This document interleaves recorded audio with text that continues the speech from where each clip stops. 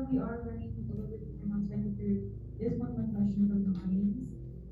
How will you ensure the safety of the undocumented community in Riverside? Do you think the undocumented community should be criminalized? Okay, I was hoping that we would talk about this because it's critical, and I want to talk a little bit about what the district attorney's role is in dealing often with the undocumented community. Point where where a prosecutor deals with the undocumented community is in plea bargains. And there was a law passed, section 16.3, that mandates that prosecutors take into consideration collateral consequences when negotiating plea bargains.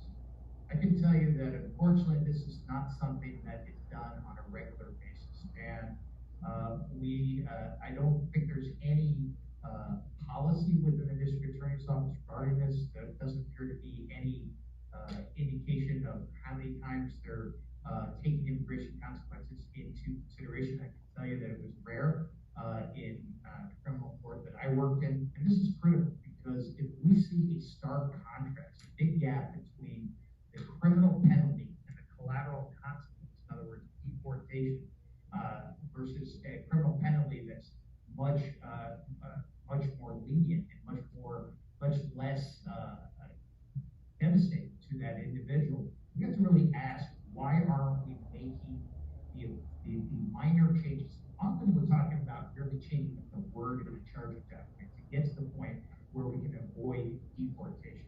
We need to start doing this. And one of the things that I'm vowing to do is we have 240 lawyers that work for the DA's office. We're going to hire an immigration lawyer, expert in immigration law, that's going to advise those attorneys and going to train those attorneys on immigration issues.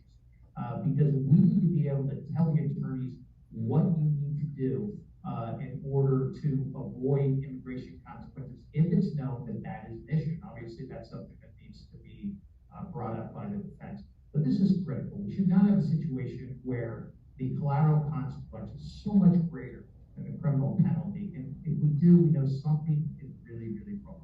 We need to recalibrate that, and we need to make sure that we keep track of these cases so that we know how many times the district attorney has actually complied with 1016.3. That's the law. That's the law that the district attorney has to do that, has to take that into consideration. And that means really taking it into consideration. Not just think about it for 2 seconds and reject it out of hand. That has to be a very significant factor in every plea negotiation in which the defense has indicated that there is a potential immigration collateral consequence.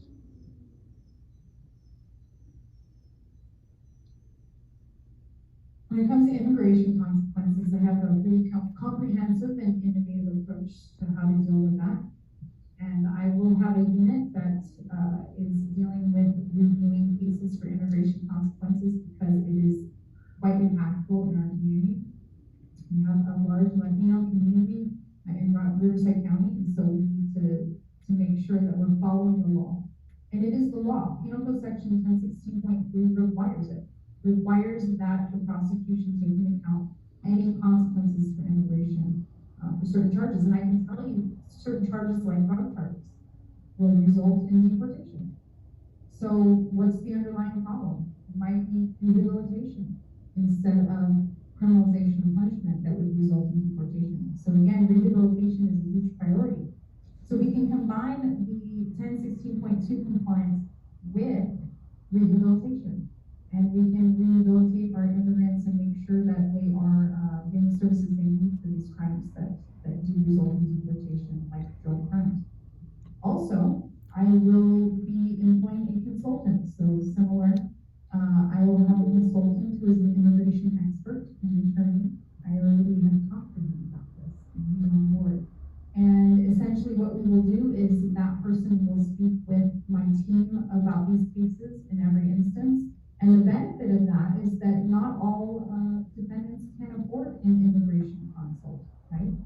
So we have a lot of immigrants who will have a public defender and they won't have an immigration expert to consult with because you have to pay extra to go to that person. So this is going to help help them, as well, because it'll be an independent consultant coming in and reviewing cases to make sure that we have compliance with the law.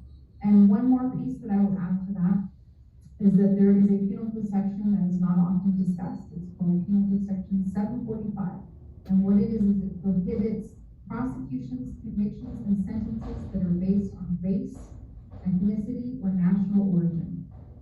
Not a lot of people know about this penal code section, but it is absolutely the law that it must be taken into account. And so I will have my wrongful convictions unit review cases that have been essentially racial profiling, is essentially what that means.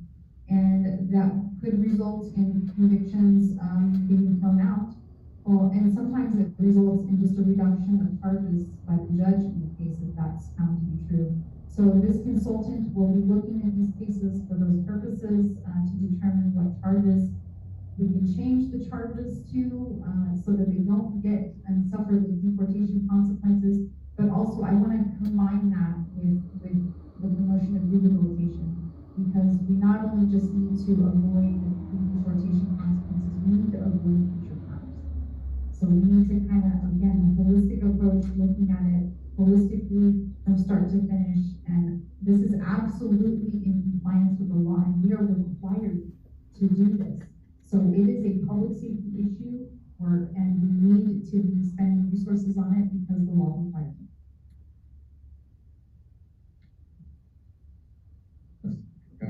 Apologies, okay, so we are over time, but we're gonna close it up here. We do have all your questions, so what we will do is we will email these to both of the candidates, and we will, if it's okay with you both, if you can answer them via email, we can send them all to our participants, just so you have all the answers to the questions answered. We're gonna close it up, so I'll hand it over to Vanya, and we'll close it up for tonight. Thank you, and let's thank the candidates for coming out.